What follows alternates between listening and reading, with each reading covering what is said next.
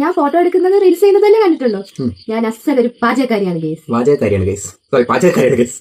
ഇപ്പൊ മഴക്കാലമല്ലേ, മഴക്കാലത്ത് നമ്മുടെ നാട്ടിൻപുറത്തെല്ലാം സുരക്ഷിതമായിട്ട് കിട്ടുന്നത് നമ്മൾ കാസർഗോഡ് ഭാഷയിൽ പറഞ്ഞാൽ പരട്ട മുളച്ചത്. നമ്മൾ കൊല്ലക്കാരില് എന്താ പറയുന്നത്, നിങ്ങളുടെ നാട്ടിലൊക്കെ എന്താ പറയുന്നത്? നമ്മുടെ കൊല്ലക്കാരി ഭാഷയിൽ പറഞ്ഞാൽ മുളച്ച കശുവണ്ടി. ഇത് വെച്ച് നമുക്ക് സിമ്പിൾ ആയിട്ട് ഒരു കറി ഉണ്ടാക്കി നോക്കിയാലോ. വൃത്തിയാക്കി ചൂടുവെള്ളത്തിലിട്ട് കഴുകി എടുത്തിട്ടുണ്ട്.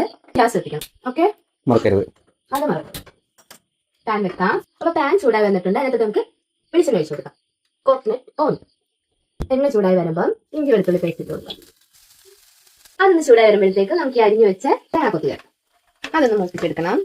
അപ്പൊ തേങ്ങാക്കൊത്തൊന്ന് മൂത്തിട്ടുണ്ട്. അപ്പോഴത്തേക്ക് നമുക്ക് കുഞ്ഞുള്ളി ചേർത്ത് കൊടുക്കാം. കുഞ്ഞുള്ളി മൂത്ത് വന്നപ്പോഴത്തേക്ക് നമുക്ക് അരിഞ്ഞു വെച്ചേക്കുന്ന സവാള ചേർത്ത് കൊടുക്കാം. ഉള്ളിയൊക്കെ ഒന്ന് മൂത്ത് വന്നിട്ടുണ്ട്. അതിൽ പൊടികൾ ചേർത്ത് കൊടുക്കാം. മഞ്ഞൾപ്പൊടി അതൊക്കെ എല്ലാവർക്കും അറിയാവുന്നതല്ലേ, എനിക്ക് അങ്ങനെ എത്രയാണെന്ന് പറഞ്ഞു തരാറില്ല. മല്ലിപ്പൊടി 2.5 ടീസ്പൂൺ, മുളക് പൊടി, ഒരു കുഞ്ഞി തക്കാളിയും കൂടി ചേർത്തോ. അതിന്റെ പച്ചമണം മാറുമ്പോഴത്തേക്കും ഇതിനകത്തോട്ട് നമുക്ക് മെയിൻ ഇൻഗ്രീഡിയൻസ് ആയ നമ്മുടെ കാശ്മീരി ചേർത്ത് കൊടുക്കാം.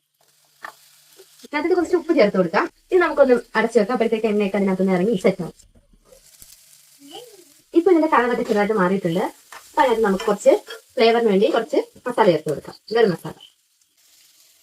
ഇതിനകത്തോട്ട് നമുക്ക് 1/2 ഗ്ലാസ് വെള്ളം ഒഴിച്ചു കൊടുക്കാം. അപ്പൊ ഇത് വെള്ളമൊക്കെ പറ്റി സെറ്റായി വന്നിട്ടുണ്ട്. ഇതിനകത്തോട്ട് നമുക്ക് മെയിൻ സാധനമായ തേങ്ങാപ്പാൽ പിഴിഞ്ഞ് ചേർക്കാം. സെറ്റായിട്ടുണ്ട്. അപ്പൊ നമുക്ക് ടേസ്റ്റ് ചെയ്യാൻ വേണ്ടി എവിടെയും പ്രിയപ്പെട്ടല്ല, എന്റെ മാത്രം എന്റെ സ്വന്തമായ എന്റെ രൂപേഷ് ചേട്ടനെ വിളിക്കാം. കണ്ട കേസ് പറയുന്നത് കേട്ടോ. ടേസ്റ്റ് ചെയ്ത് നോക്കി. സൂപ്പർ.